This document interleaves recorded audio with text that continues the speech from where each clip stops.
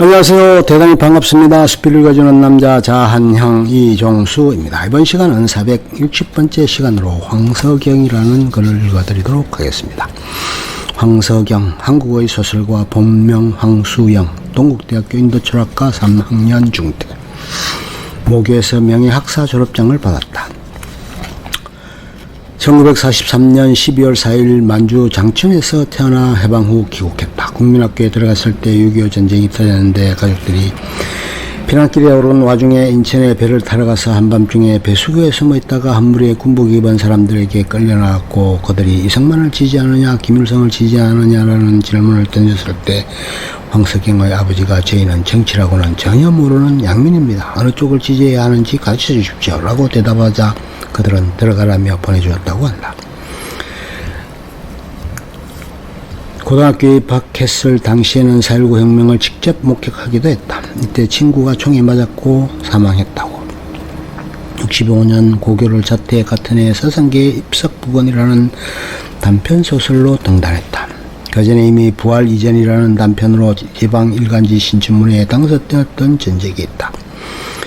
경복고등학교 재학하던 시절에 황순원을 비롯한 원로들이 심사위원으로 있던 교내 문학상에 투고해서 당선했던 작품인데 심사위원들에게 이건 고등학생이 쓸 수 있는 작품이 아니다라는 평을 들었다. 황석영의 등단작인 입석부건을 처음 읽어본 심사위원들 역시 반응이 그래서 원숭미가 느껴지는 게 40대 중년 남성의 작품 같다 였었다. 그런데 당선인이라고 자신을 밝힌 인물은 빡빡머리의 고3 심사위원들은 다들 기절초풍했다고. 그런데 부활 이전이 다른 이에게 도용되어서 지방의 한 일간지 신춘문예에 당선되는 사태가 벌어졌다. 결국 본인이 무한 게 아니라는 사실이 드러나서 당선이 취소되었다. 그리고 한참 방황하던 끝에 해병대에 입대했고 베트남 전쟁에 파병된다. 군수사대로 복무하며 베트남 전쟁의 배후에 대해서 파악하게 되었으며 그 경험을 바탕으로 무기의 그늘을 쓴다. 본인의 말하기를 그전까지는 정치에 전혀 관심이 없었는데 베트남 전쟁을 겪으면서 역사나 정치가 개인에게 미치는 영향에 대해서 관심을 갖게 되었다고. 비록 베트남 전쟁과 직접적인 연관은 없지만 그런 역사관은 한시 연대기 같은 나중의 작품에서도 이어진다. 황석영의 누나가 군의 높으신 분과 사귀는 관계였기 때문에 황석영이 군수사대로 전출되는 특혜를 받을 수 있었다는 내용의 인터뷰를 했다. 특히 여부와는 별개로 본인은 PTSD를 앓았다는 전적이 있다고 알려져 있다. 장길에 자신의 곁에 지나치는 누이를 꿈속에서 맞닥뜨린 적군으로 오해하고 화병으로 누이의 머리를 내리쳤다는 일화가 유명하다. 그러나 정작 한겨레 21과의 인터뷰에서는 적과 맞닥뜨린 적이 전혀 없다고 증언했다. 낙탄깔이나 돌아온 사람 같은 작품에서는 PTSD에 시달리는 주인공이 등장한다는데 한겨레 21과의 인터뷰가 맞다면 본인과의 경험과는 전혀 상관없다는 이야기.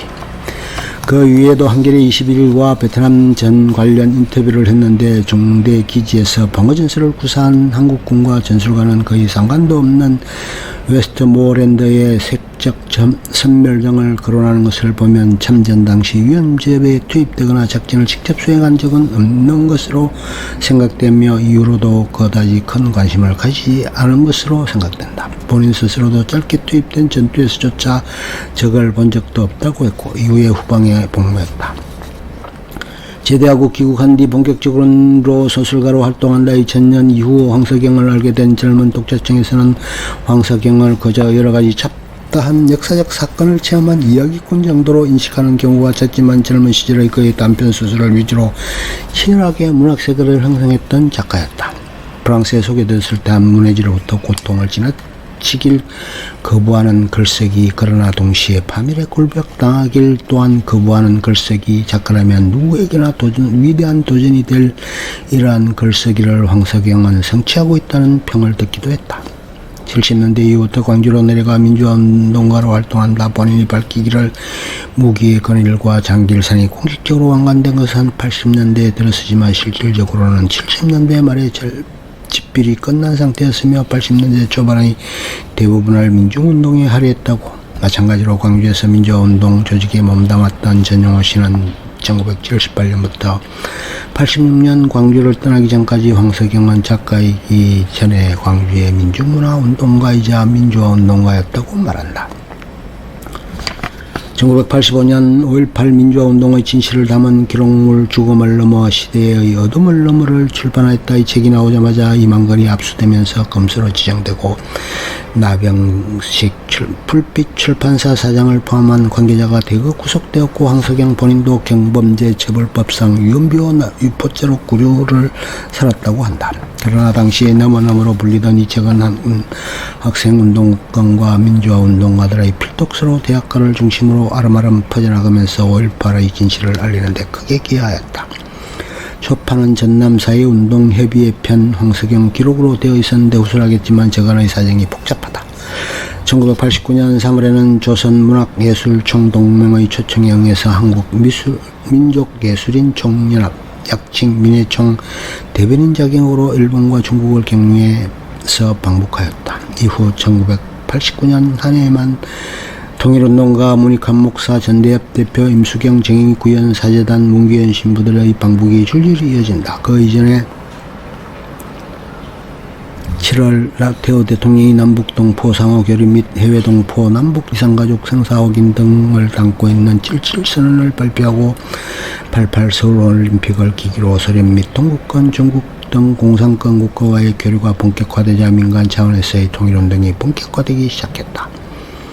황석영을 포함한 민족문학작가회의도 남북작가회담을 추진하고 있었으며 이 과정에서 황석영이 방북을 한 것이다. 당시 황석영은 방북 한 달 전에 안기부와 집권 민여당 정당 사무총장 이종찬 의원 쪽에 방북한 방문 계획을 사전 통보했다고 한다. 이 과정에서 이야기가 서구로 엇갈리는데 황석영은 방북 직후 이종찬 사무총장 안기부 관계자들에게 분명히 방북 의사를 타진해 긍정적인 답변을 들었다고 주장하였다.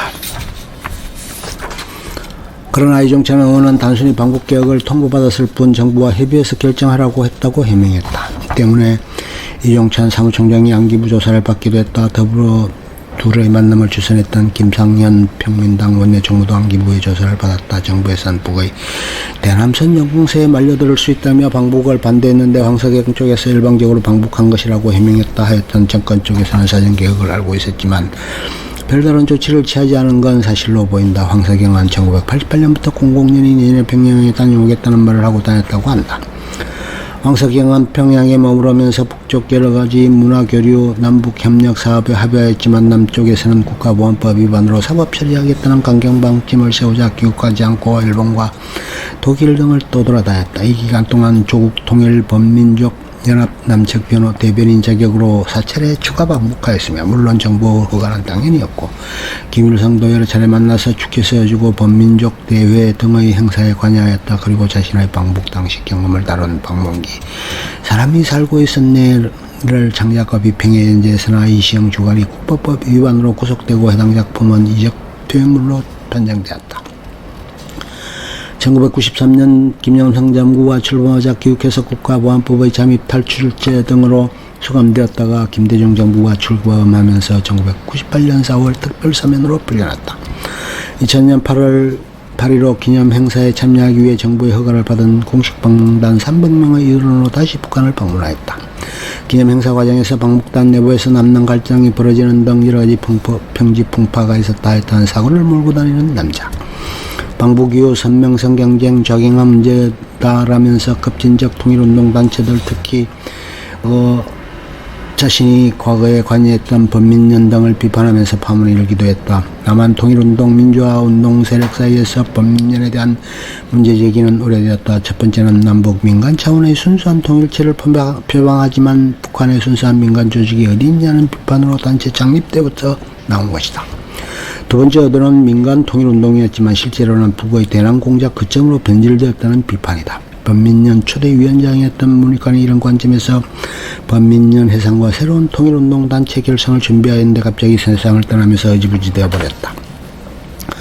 세 번째는 극단적인 통일지상주의자 NL 강경 주사파들이 범민련을 장악하면서 북한 주장을 앵무새처럼 따르는 북한 딸랑이로 전락했다는 것이다. 그것 때문인지 일본 교토 통신 기자 세키가와 나스오에 져서 북조선 마지막 신의 나라에서 글을 깠다.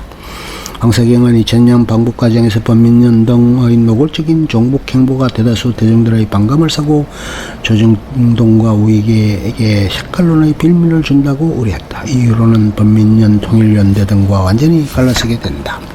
끝. 좋으면 좋아요, 구독, 알림 설정 눌러주세요. 감사합니다.